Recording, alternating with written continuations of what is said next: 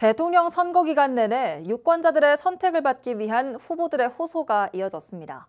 우리 지역에서도 이번 선거는 단순한 정권 교체를 넘어 지역의 발전과 미래를 가늠할 중요한 기로로 여겨졌는데요. 각 정당은 저마다 전략과 공약을 앞세워 전북 민심 공략에 나섰지만 지역 유권자들 눈높이에 얼마나 다가섰는지 되짚어볼 필요가 있습니다. 박원기 기자입니다. 제21대 대통령 선거, 전북 지역 대선 전국은 쉼없이 달려왔습니다. 각 정당은 저마다 전북 공약을 위한 전략을 세우고 지역 맞춤형 공약을 내놓으며 바쁜 선거 일정을 소화했습니다. 더불어민주당은 민주 텃밭으로 불리는 전북을 전략적 요충지로 삼고 집중 유세를 벌였습니다. 이재명 후보는 전북 14개 시군에 걸쳐 모두 76개 공약을 제시했습니다.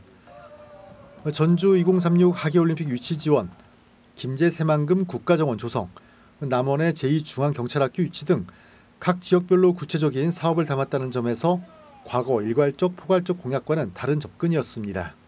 특별한 희생을 치르는 지역이나 사람에게는 상응하는 특별한 보상을 해서 균형을 맞춰줘야 되는 것 맞죠?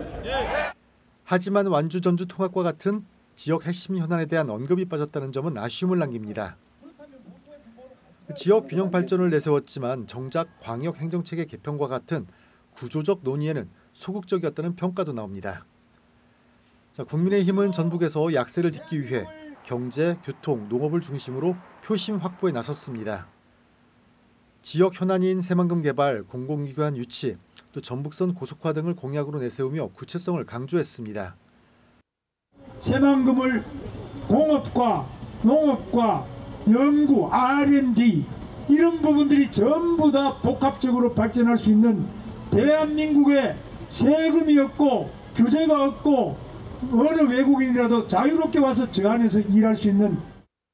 하지만 공약 전반이 수도권 위주 메시지에 가려 주목받지 못했다는 평가도 있습니다.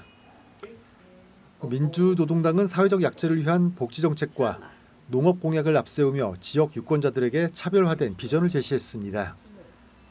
다만 원내 교섭단체가 아닌 현실 속에서 실현 가능성에 대한 의문이 따라붙었습니다.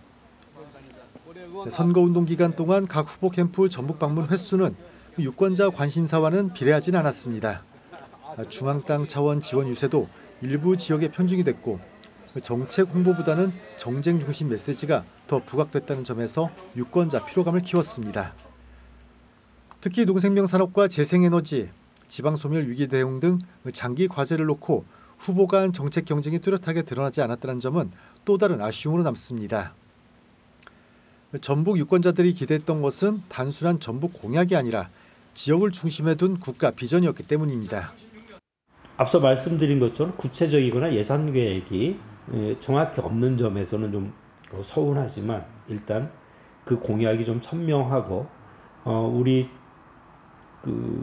소외받았던 전북의 역사를 후보들 자신이 공감하고 있다라는 점에서 좀 긍정적으로 바라보고 선택 결과는 향후 5년 그리고 전북 미래를 좌우할 중요한 분기점이 될 것으로 보입니다.